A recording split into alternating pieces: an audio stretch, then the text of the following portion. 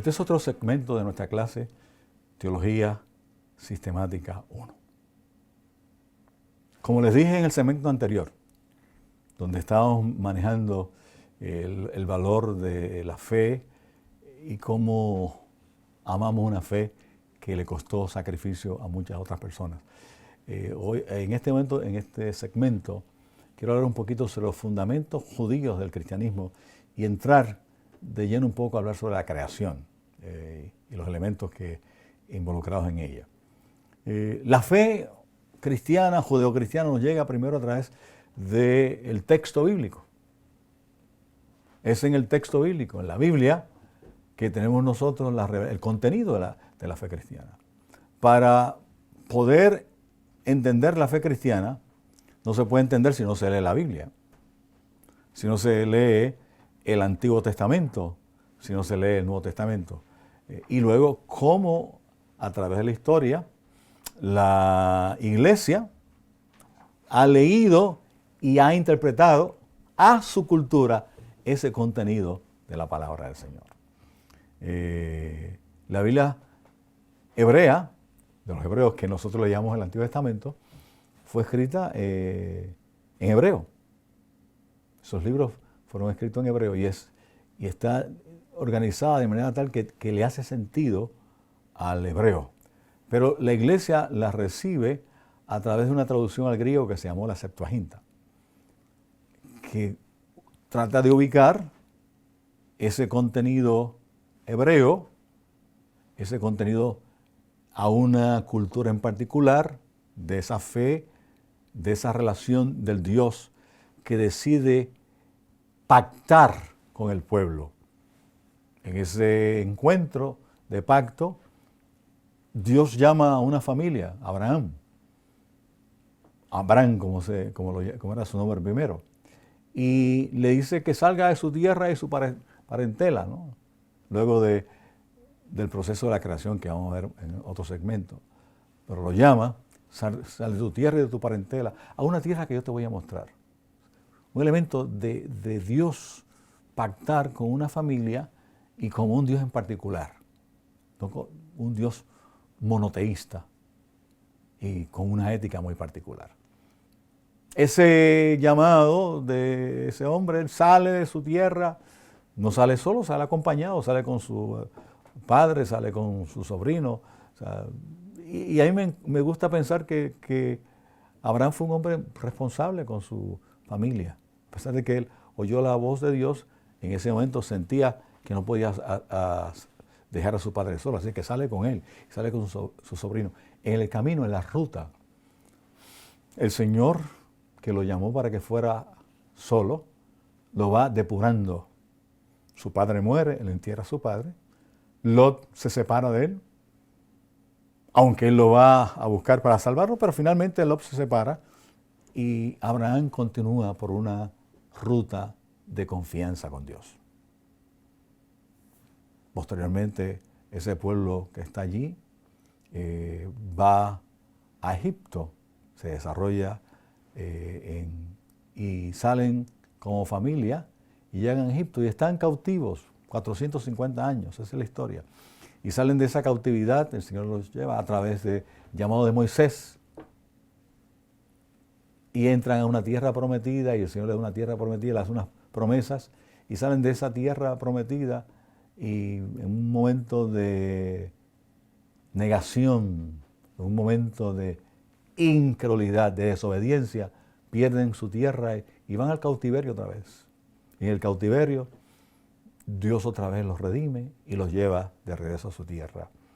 Y le hace la promesa que viene del Antiguo Testamento de que levantará una raíz de Isaí, la simiente de la mujer, el profeta de Dios, el sol iluminado, la estrella de la mañana, el buen pastor, el deseado de las naciones.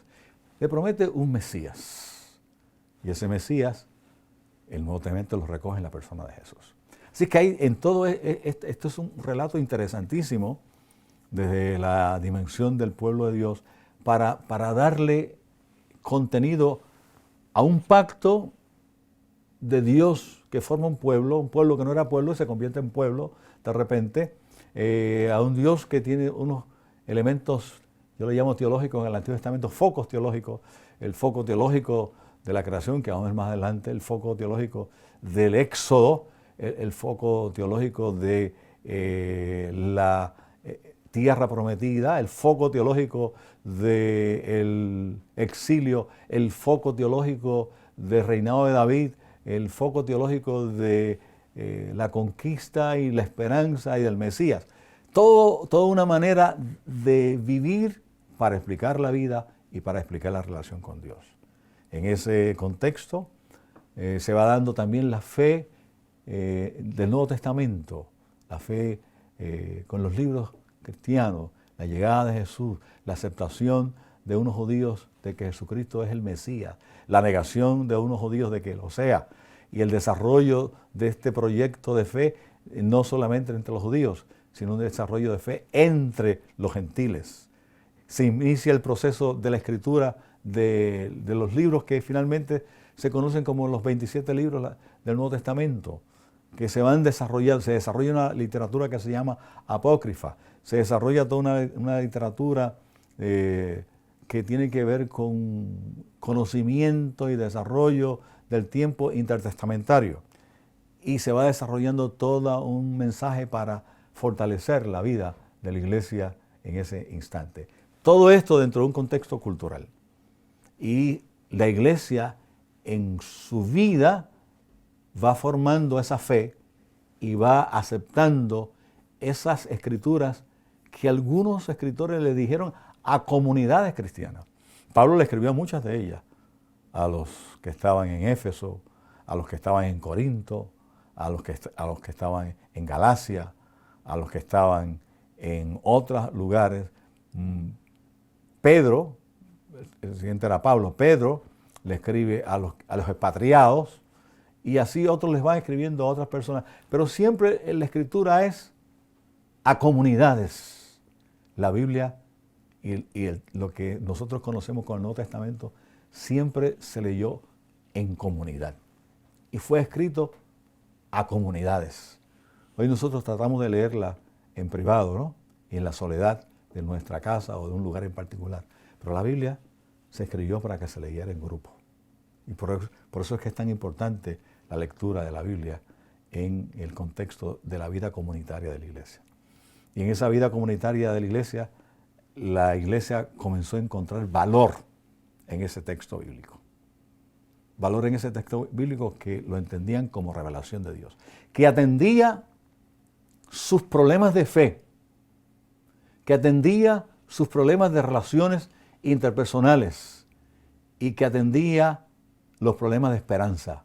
No solamente manejaba una revelación de que Dios estaba presente, no solamente atendía la relación entre ese hombre y mujer con Dios, no solamente atendía las luchas personales entre ellos, sino que todavía más importante, le ofrecía esperanza para entender su contexto histórico en el que vivían, dependiendo de que Dios se le había revelado, y que aspiraban no por la creación de la cultura, no por la creación del imperio bajo el cual vivían, de una vida mejor, sino por la intervención del Dios de la historia, que en la presencia de Jesucristo le anunció un nuevo escatón, un nuevo tiempo, y que con el envío del Espíritu Santo les prometía que estaría con ellos todos los días hasta el fin del mundo.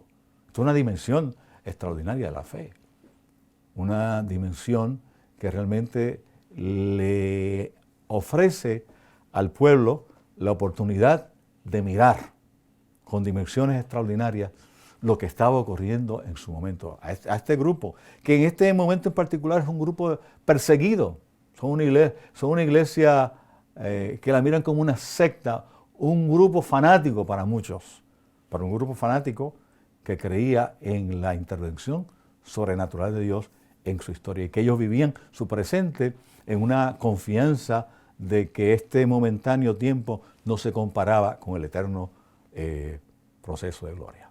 Extraordinario. Mis queridos estudiantes, en la próxima sección vamos a hablar sobre la creación y el contenido de la creación y el significado de la creación para el pueblo de Dios.